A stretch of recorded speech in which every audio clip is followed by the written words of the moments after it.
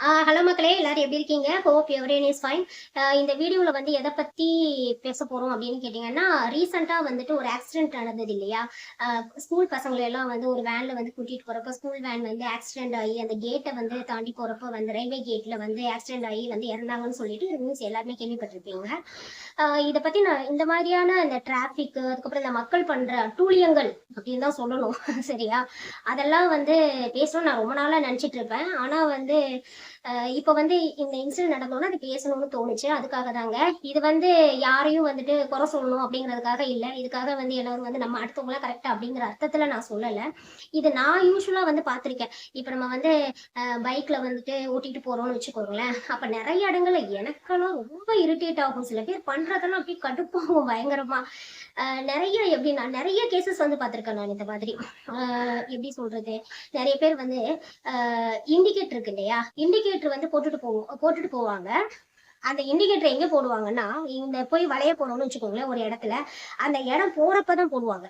அதுக்கு முன்னாடியே போட மாட்டாங்க. கொஞ்சம் தூரத்துல போறப்ப போடணும் அப்படிங்கிற ஒரு இதே இருக்காது, அப்படி போட்டுருவாங்க. அதுக்கப்புறம் வந்து நிறைய பேர் இண்டிகேட்டர் போடுறது கிடையாது. அது செகண்டரியான ஒரு விஷயம். எல்லா பஸ்லயும் வந்து 10 மீட்டர் இடைவெளி விட்டு வருவோம் அப்படின்னு சொல்லி போட்டிருப்பாங்க. நம்ம மக்கள் அதெல்லாம் நாங்க கேட்கவே மாட்டோம். நீங்க யாரு எழுதி, நாங்க வந்து சொன்னாவே கேட்க மாட்டோம். நீங்க போர்டு எழுதி வச்சுட்டு தான் நாங்க கேட்போமா. நிறைய பேருங்க எஜுகேட்டட், அன்எஜுகேட்டட், வயசானவங்க, சின்ன பசங்க எல்லாருமே இதை வந்து ஃபாலோ பண்றாங்க. இதை நான் நிறைய இடங்கள் பார்த்தும் இருக்கேன். சரியா? அந்த பஸ் அங்க நிற்கும். அந்த பஸ் வந்துட்டு அங்க நிற்கும். அந்த பஸ் நிக்கிறப்ப வந்து பாத்தீங்கன்னா அந்த பஸ் பின்னாடி போயிட்டு இருப்பாங்கங்க. அந்த இவ்வளவுதான் கேப் இருக்கும். அந்த கேப்ல போயிட்டு இருப்பாங்க அந்த பஸ்ஸுக்கு பின்னாடி. என்னங்க அப்படி வந்து போறீங்க? தெரியாம தான் கேக்குறேன். அப்படி வந்து பஸ்ஸுக்கு பின்னாடி போயிட்டு இப்போ யோசிச்சு பாருங்களேன். இப்போ உங்களுக்கு வேணா உங்களுடைய உயிர் மேல அக்கறை இல்லாம இருக்கலாம். ஆனா எங்களுக்குலாம் அப்படி கிடையாது. உங்களுக்கு பின்னாடி 1000 பேர் நிக்கிறாங்க இல்லையா? அவங்களுக்கு ஏதோ ஒரு பஸ் வந்து ஜஸ்ட் வந்து பேக் வந்துச்சுன்னு வச்சுக்கோங்களேன், உங்களை இடிக்கும், உங்க மூலமா மத்தவங்களை இடிக்கும். இது ஒரு பேசிக்கான ஒரு விஷயம் கூட தெரியல. அப்படி என்ன எல்லாரும் அவசரமா போய் என்ன பண்ண போறீங்க? தெரியல. அந்த அளவுக்கா வந்து ஒரு எமர்ஜென்சி நிறைய பேர். அப்புறம் இன்னொரு விஷயம், நிறைய பேர் வந்து போன், இப்ப நான் ரீசன்ட் டேஸா ரொம்பவே பாக்குறேன். இப்படி போனை வச்சுக்கிட்டே போக வேண்டியது, இப்படி காதுல வச்சுக்கிறது, காதுல போனை வச்சுக்கிட்டே போயிட்டே இருக்காங்க. 10 நிமிஷமா அதே தான் பேசிட்டு போறாங்க நிறைய பேரு. காதுல இப்படியே போனை வச்சுப்பாங்க. வச்சுக்கிட்டு வந்து ஒரு பையன் பாக்குறான், ஒரு கையை மட்டும் வச்சுக்கிட்டு ஓட்டிட்டு போறாரு அன்னைக்கு. இதெல்லாம் எங்க போய் சொல்றது? அதுக்கப்புறம் இப்படியே வச்சுட்டு ஒருத்தர் நார்மல் ஏஜ்ல உள்ள ஒரு பர்சன் வச்சுக்கோங்க, இப்படியே வச்சுக்கிட்டு இப்படியே போயிட்டு இருக்காரு. அது குழந்தை வேற இருக்குது, முன்னாடி குழந்தை இருக்குது, பின்னாடி வந்து ஒய்ஃப் இருக்காங்க. இப்படியே வச்சுக்கிட்டு போறீங்க. நம்ம ஊர்ல வந்து ரோடெல்லாம் ரொம்ப அழகா இருக்குது தெரியுங்களா? சூப்பரா வச்சிருக்கிறாங்க. ஒரு குழி கிடையாது, மேடு பள்ளம் கிடையாது. ரோட்ல ரொம்ப அபூர்வமான ரோடுகள்லாம் நம்ம ஊர்ல தான் வந்து கண்டுபிடிச்சிருக்காங்க. கின்னஸ் சாதனை, ஆஸ்கார் அவார்ட்லாம் கொடுக்குற அளவுக்கு ரோடுகள் வந்துட்டு நம்ம ஊர்ல தான் இருக்கு. அப்புறம் ரொம்ப ரொம்ப கொடூரமான ஒரு விஷயம் அது என்னன்னு கேட்டீங்கன்னா, இப்போ நம்ம ஊர்ல வந்து மெட்ரோ போறேன்னு சொல்லிட்டு இருக்க மெயினான ரோடு எல்லாத்தையுமே வந்து டேமேஜ் பண்ணி வச்சுட்டாங்க. இது ரியல். சரியா? இது மறுப்பதற்கு இல்லை. அதுதான் உண்மையான ஒரு விஷயம்.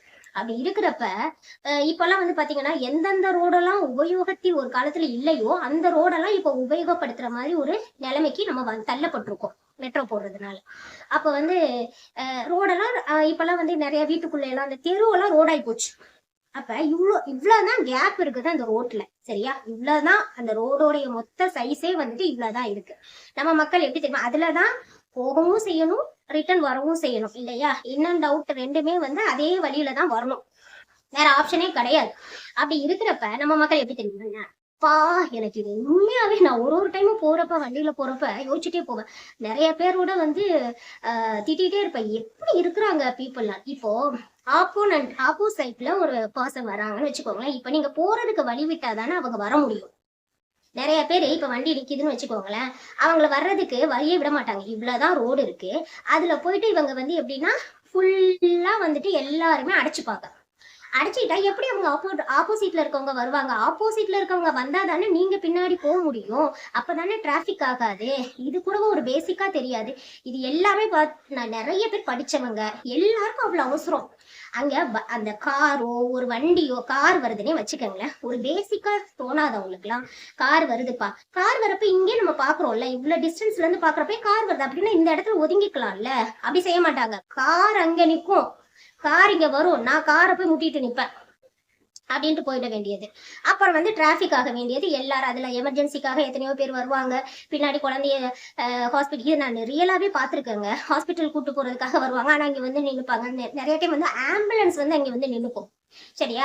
அது வந்து சவுண்ட் பண்ணிக்கிட்டே இருக்கும். கடைசியில பாத்தீங்கன்னா இவங்க வந்து டிராஃபிக் வேற ஆப்ஷனே கிடையாது. எங்கேயுமே போக முடியாது, நகர முடியாது. பக்கத்துல டீ கடை இருக்கும், பக்கத்துல அப்பதான் வந்து பைக்கை வந்து பார்க் பண்ணி வச்சிருப்பாங்க. அப்பதான் நடந்து போவாங்க. ஒரே ரோடு, சின்ன ரோட்ல. இது வந்து ஒரே ரோட பத்தி நான் பேசல. எல்லா இடங்கள்லயும் இதே மாதிரி ரோடுகள் இருக்கு இல்லையா? அததான் சொல்றேன். ஒரே ரோடு, அதுல ஆளுங்க நடமாடணும், ஆளுங்க போகவும் செய்யணும், வரவும் செய்யணும். வண்டிகள் வந்து போகவும் செய்யணும், வரவும் செய்யணும். அதுல டீ கடை இருக்கும், பஜ்ஜி கடை இருக்கும், அங்க கூட்டம் இருக்கும்.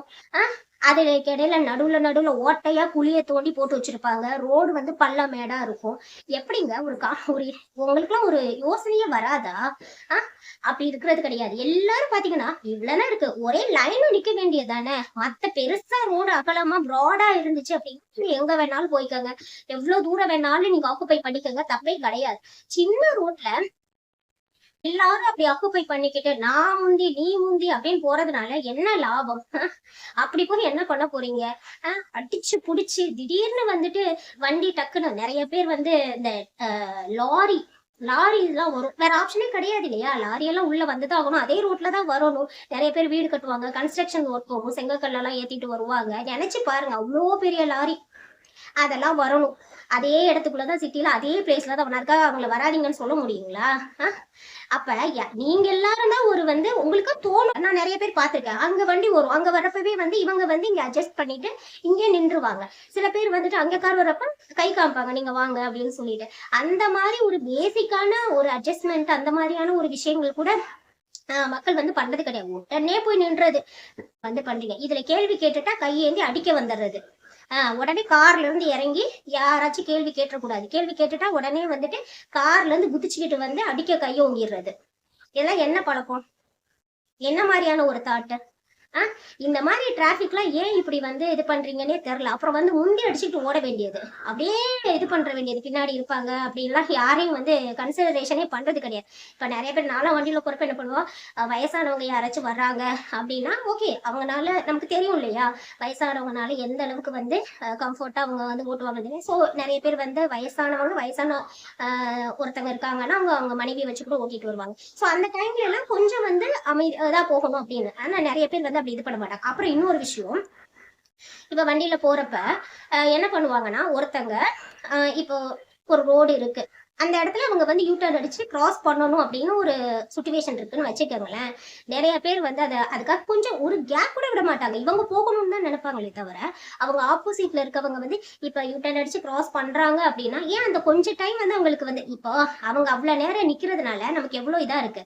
நம்ம ஒரு ஆள் வந்து வழி விட்டுட்டோம்னா அவங்க அழகா போயிடுவாங்க இல்லையா, பின்னாடி வந்து ஈஸியா இருக்கும். யோசிச்சு பாருங்களேன், இப்ப நீங்க போறீங்க, உங்களால அந்த இடத்த வந்து கிராஸ் பண்ண முடியாம நிக்கிறது எவ்வளவு கஷ்டமா இருக்கும். அந்த இடத்துல வண்டியை வச்சுக்கிட்டு வருவாங்களா, எப்ப வண்டி ஸ்டாப் ஆகும், நம்ம வண்டி எல்லாம் நிற்கும், நம்ம போறதுங்கிறது எவ்வளவு ஒரு டிஃபிகல்ட்டான ஒரு விஷயம். அதெல்லாம் நமக்கு தெரியாது, நாங்க அதெல்லாம் பண்ண மாட்டோம். இதுல யாராச்சும் பண்ணி நின்னாங்கன்னு வச்சுக்கோங்களேன், ஏமா போமா அப்படின்னு நம்மள சவுண்டு போட வேண்டியது.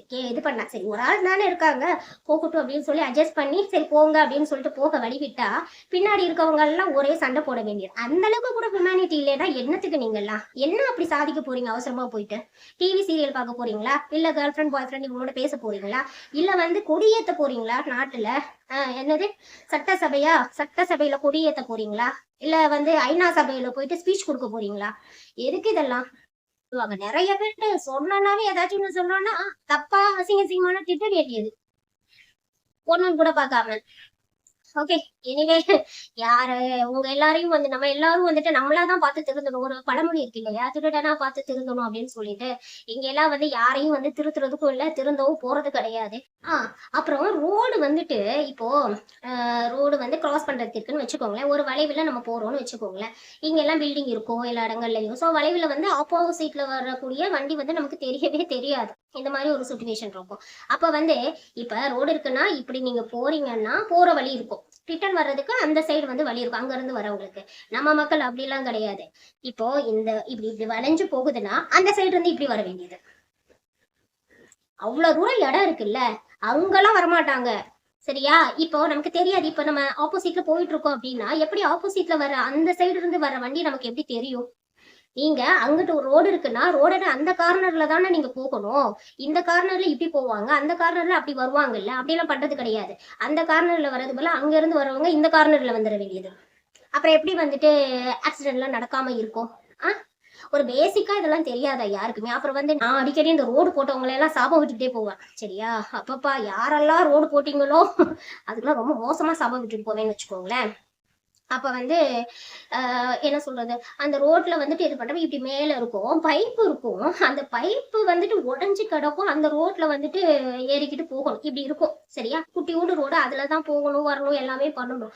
நம்ம மக்கள் எப்படி தெரியுமா, இப்படி கிராஸ் பண்ணி போறதுக்கு அங்க இருந்து இப்படி வந்துருவாங்க. அது வேற மேடா இப்படி ஏறணும், ஸ்லோப்பா இருக்கும். சரியா? யோசிச்சு பாருங்க, பின்னாடி அவ்வளவு டிராபிக் இருக்கும். நீங்க அப்படி வந்தீங்கன்னா அது ஆல்ரெடி ஸ்லோப்பா இருக்கு, எப்படிங்க மேனேஜ் பண்றது? நீங்களே சொல்லுங்க. எல்லாரும் எப்படி நல்லாவே வெல் வேர்ஸ்டா இருக்கட்டும், வண்டி ஓட்டவங்க தெரிஞ்சவங்கனால கூட எப்படி ஹேண்டில் பண்ணுவாங்க அத? இதெல்லாம் என்ன சொல்றதுன்னே தெரியல. Okay, thank you.